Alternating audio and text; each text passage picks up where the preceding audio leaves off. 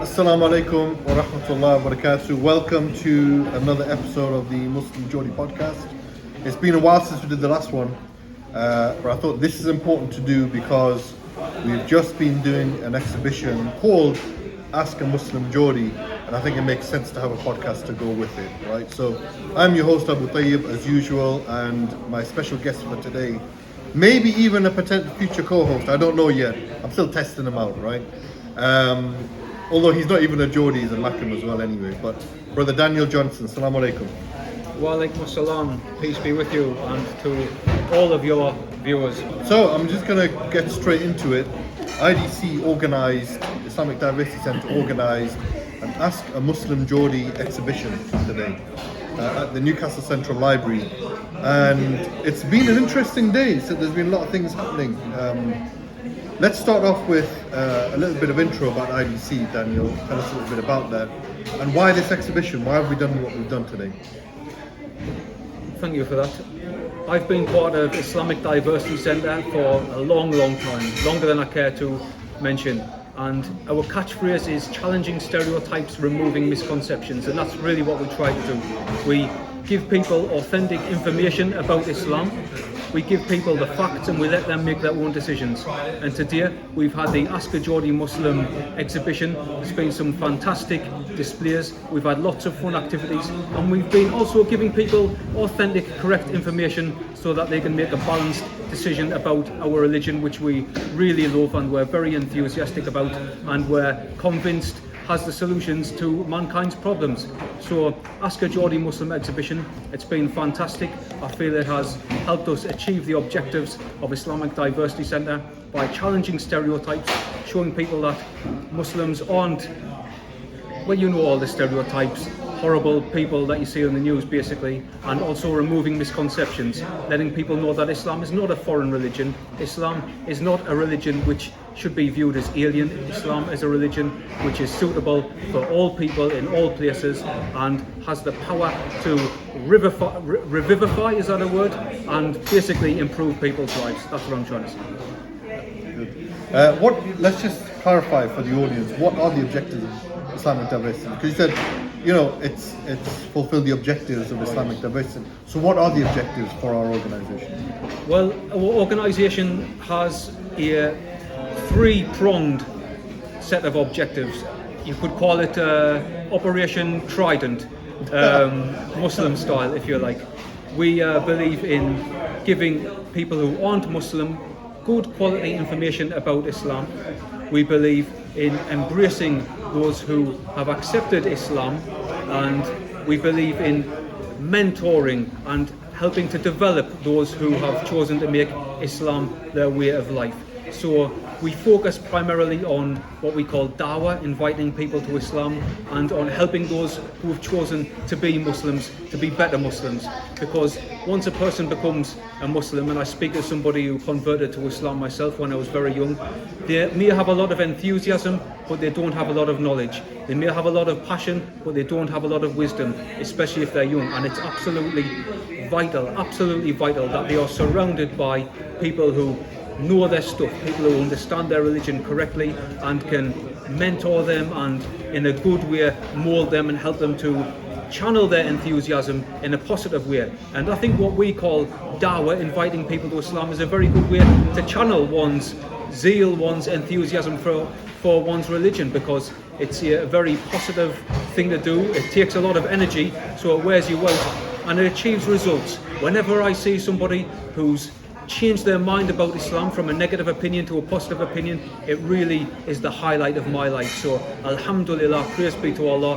I'm over the moon with how we've achieved our objectives today, and I hope I've been clear about what our objectives are. Yeah, Jazakallah khair. Good, thanks for that, Daniel. I think one of the things is, maybe we can do another podcast on, you know, new Muslim support as a separate podcast, but today we've done an exhibition which fulfilled the first strand of our work. وَمَنْ أَحْسَنُ قَوْلًا مِمَّنْ دَعَا إِلَى اللَّهِ. And who's better in speech than the one who calls to Allah, the one who explains what Islam is and invites people to the religion of truth. And we did this through this medium of the exhibition, which it's not the first time we've done this exhibition. Well, an exhibition at Central Library anyway. it's the first time we've done this particular one called Ask a Muslim Geordie. And this one's interesting because we put this project together shortly after the takeover of Newcastle United Football Club. So the project is fairly new, or the theme and campaign is fairly new. And I think that's important to highlight for the viewers, because we found that since we started this project, last November? Yes. Outside the football club? Last autumn, certainly. Last autumn, when the takeover happened, we've had an amazing response from football fans. Remember, this is a footballing city as well, right? From football fans all over the city who have found out more about Islam, inquired more, been more inquisitive. Some have even taken Shahada with us, right? And this is the first time we've put it from a dawah stall into an exhibition format.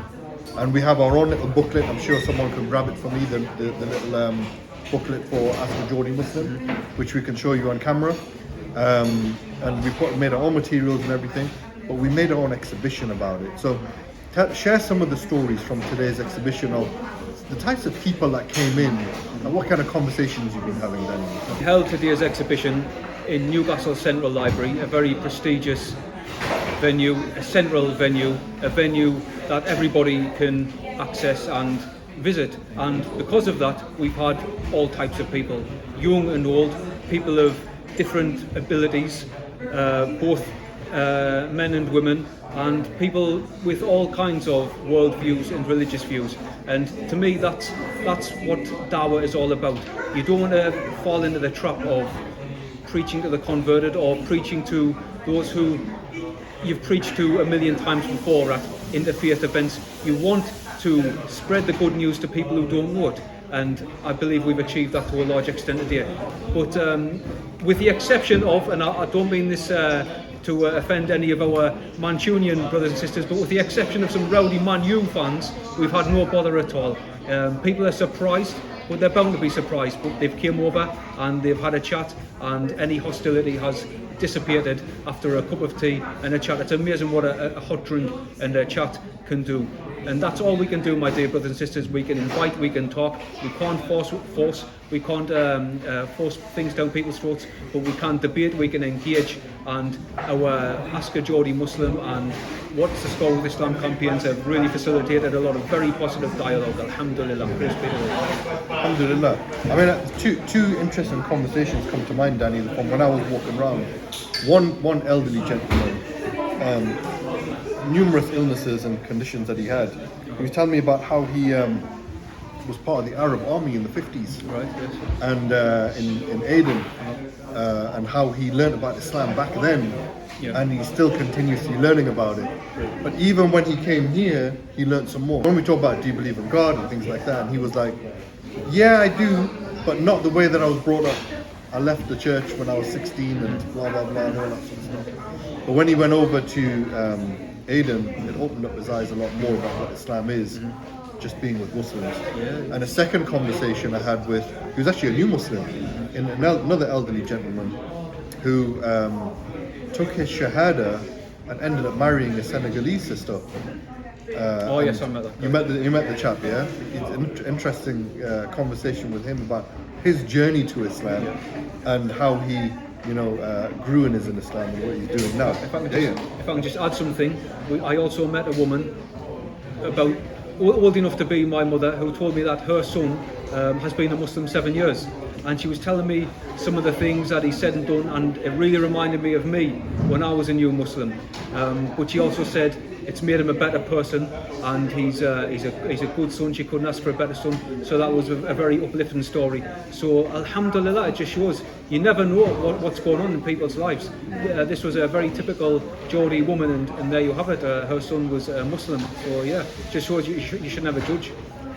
May Allah guide her as well. I think she's on her journey to Islam as well, to be honest, inshallah. So let's just wrap it up. What else did we have in the exhibition? We had the actual exhibition, we had the booklets, I don't know where they've gone, about Ask a Muslim Geordie.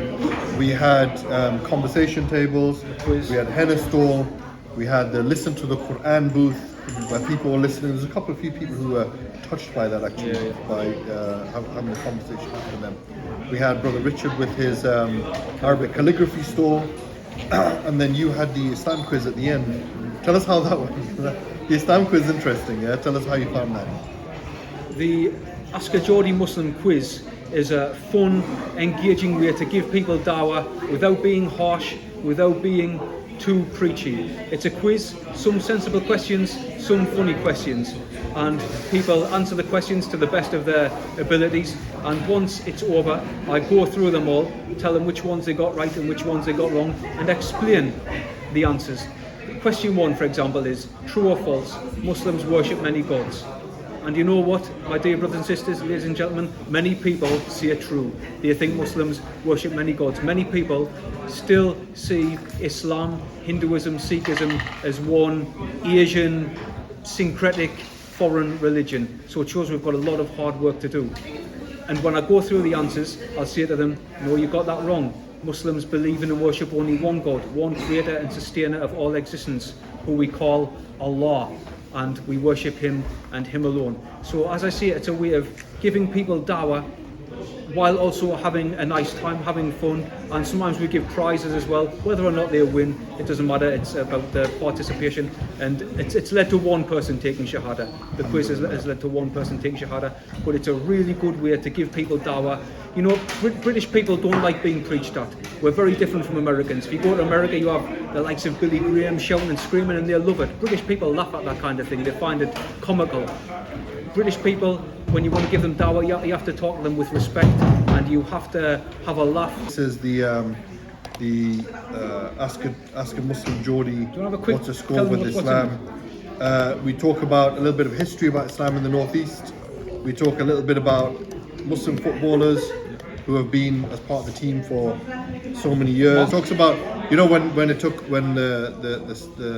Saudis sort of took over the club, a lot of the fans were wearing the Saudi flags, right? And so we used it as an opportunity to explain Tawheed and what is Islam, by talking about, do you know what's on there? And it opens up a conversation straight. It's such an easy conversation starter. That and one. Again, Brother Abu Tayeb, you will be shocked at how few people know what is meant by the slogan on the Saudi Arabian flag. Yeah. We've even met people at the football stadium carrying the flag.